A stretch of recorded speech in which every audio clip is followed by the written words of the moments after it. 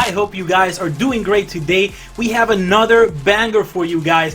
Awesome tutorial here, how to get 30 plus, almost 40 rebounds per game and 20 plus, almost 30 free throws per game while still scoring 70 plus points with Bob Mcadoo on domination. Why? Because you want to evolve these cards as fast as possible. To be able to do that, you need to score a bunch of free throws, you need to score a bunch of points, and you need to grab a bunch of rebounds, especially with that card. A lot of people have asked me about Bob Mcadoo because he cannot shoot the three as good as some other players, so they want to know how to evo him as fast as possible so they can move on and do Jerry Stackhouse or do someone else. So this is it. I'm going to show you guys how to do it. I've done it consistently. I've done it a lot of times. And I am completing the free throws already. I still have a lot of points to go, but I'm done with the free throws. So let's show you. I chose the Miami Heat here. You can choose any team you want on rookie difficulty for domination. You can even choose pro difficulty if you want to get fouled more. It works sometimes. But here we go. So I'm going to choose the Miami Heat on rookie. And we're going to focus on getting Bob Mcadoo as many points, rebounds, and free throws. All three in the same game. And you'll see how this works. So let's get to it.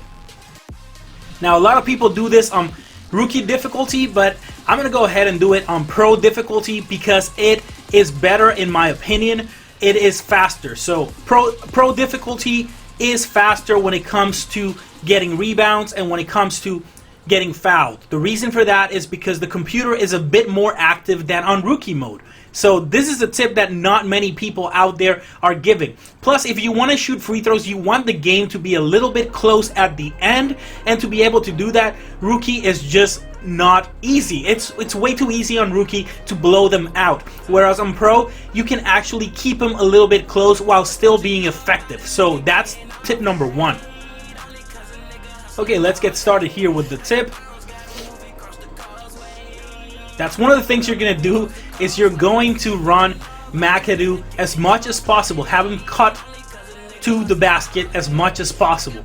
The best way to do this is to go into offensive settings, go to play selection, delete quick ISO or floppy or whatever you want, and set cut to basket, and assign player. Assign it to Bob Mcadoo so that you don't need a second button click.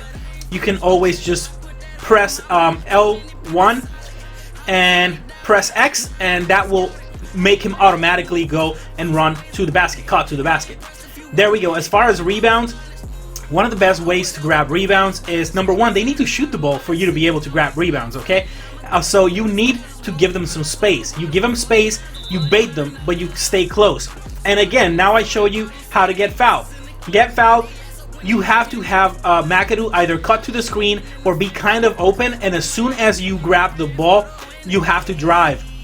The whole posting up and faking, it works sometimes, but it doesn't work as effective as just driving to the basket as much as possible. Now, you're probably not going to get 20 free throws that way. You're going to get 8 or 10, but we'll show you later on how to get the extra free throws that you need.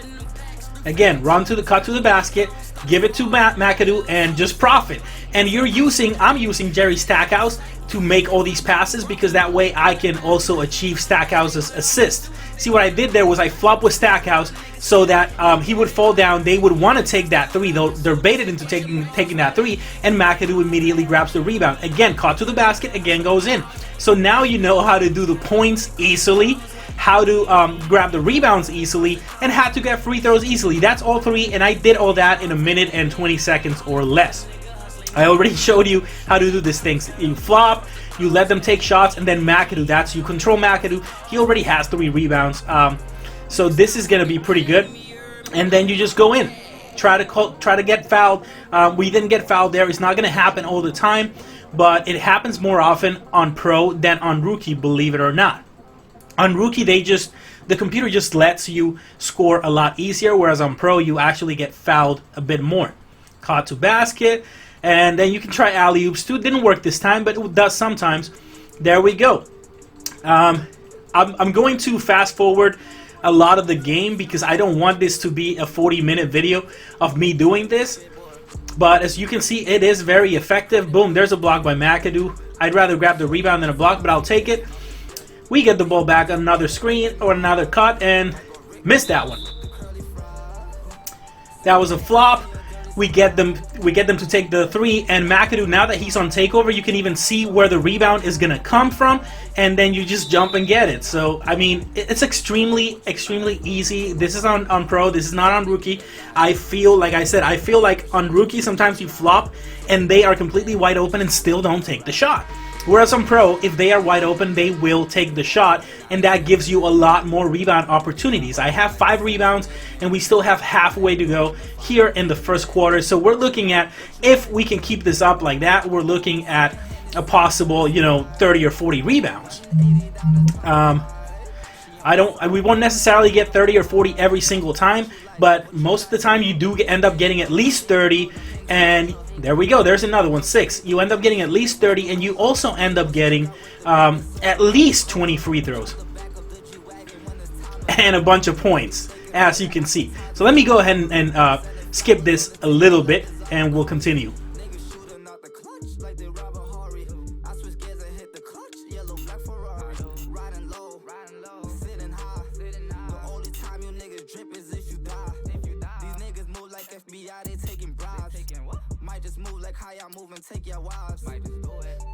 So here, like, even if you're wide open, don't take that shot. Wait for Mcadoo. Now we can drive and try to get a foul, and we do. See, we do get the foul.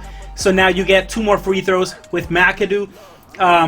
So that's the key. And we have 32 points and 16 rebounds, and the first half is not over yet. Okay, so this is definitely the move, guys.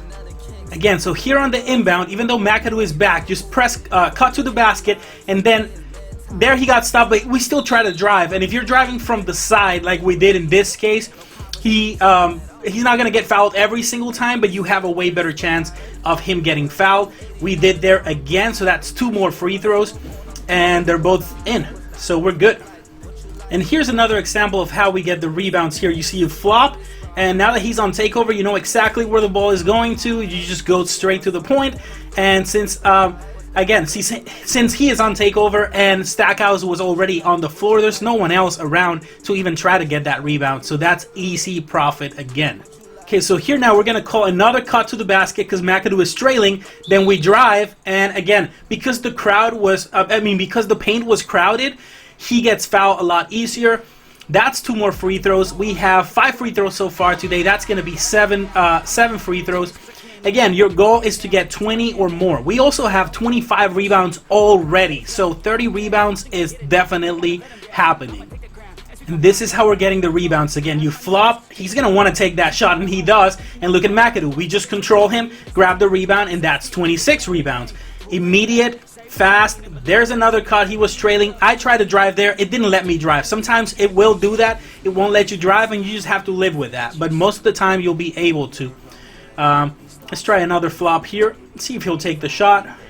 There we go. He should take it. And Mcadoo, well, if he makes it, there's nothing you can do, of course. But we were perfectly positioned for a rebound right there. Now, this is the point in the game when you want them to start getting closer in the score. You want the score to be within 5 to 7 points, I would say. You want the score to be there. So I'm just going to start just shooting from really far away with Stackhouse, shots that he shouldn't make. It helps us in 2 ways. Number 1, it allows Bob Mcadoo to grab some of those rebounds. We already have, 28. And number 2, if the computer gets it, then that's fine too, because you want him to start scoring a little bit. You want the score to be a little bit closer for the end here, where we're going to shoot and hopefully make the rest of the free throws that we want. So again, just take a wild shot from really far. If Mcadoo grabs it, perfect. If he doesn't grab it, that's fine. Let them score. Now, don't let them get too close to like a 3-point game or so, because then they're not going to be fouling you at the end of the game to shoot free throws, number 1.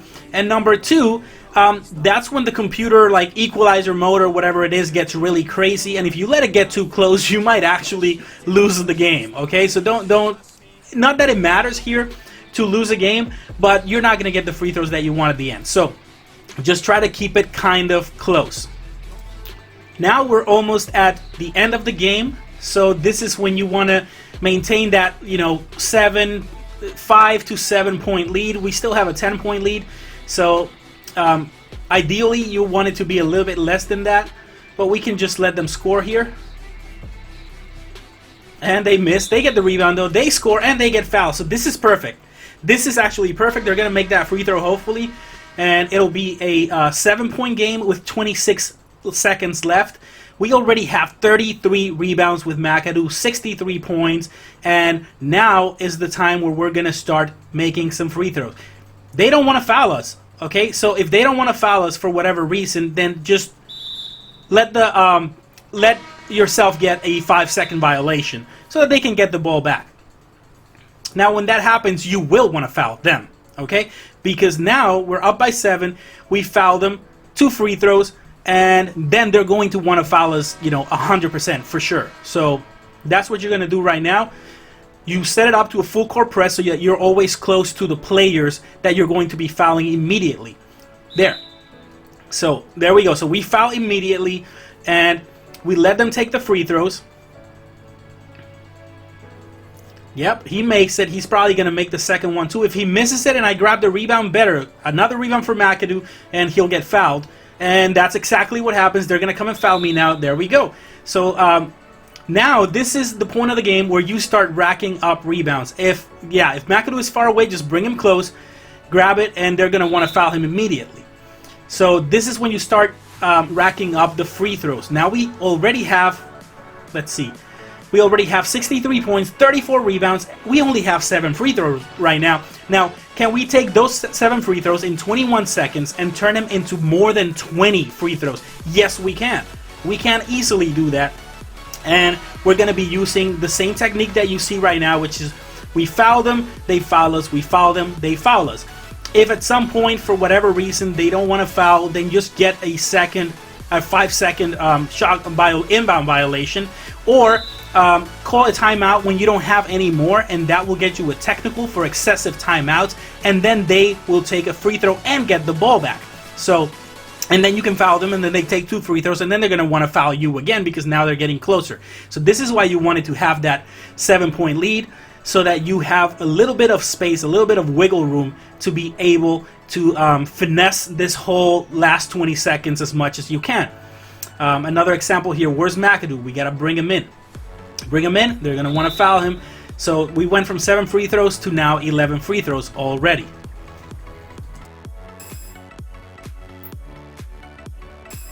Now, if you don't grab the rebound with Mcadoo and you still have timeouts, you call a timeout immediately before they can foul you. See what I did there? If you call a timeout immediately before they can foul you, then you'll have a chance to next time give it to Mcadoo on the inbound. If Mcadoo is the one inbounding, in this case we're good. We can give him to Mcadoo, we just got to get him close. Oh god. Okay, they're going to foul him. If the inbounder is Mcadoo, as you will probably see at some point because it happens sometimes, then just let yourself call a timeout even if you don't have any. Right now I have 1, so I'm good. But even if you don't have any, you call a timeout and you get called with a technical, again, for excessive timeouts. They get a free throw, and then you can foul them and just try again. Just make sure that you're shooting with Mcadoo, and that's it. That is basically it. Let's see how many we get. I'm going to fast forward here a little bit and see how many we get at the end of the game.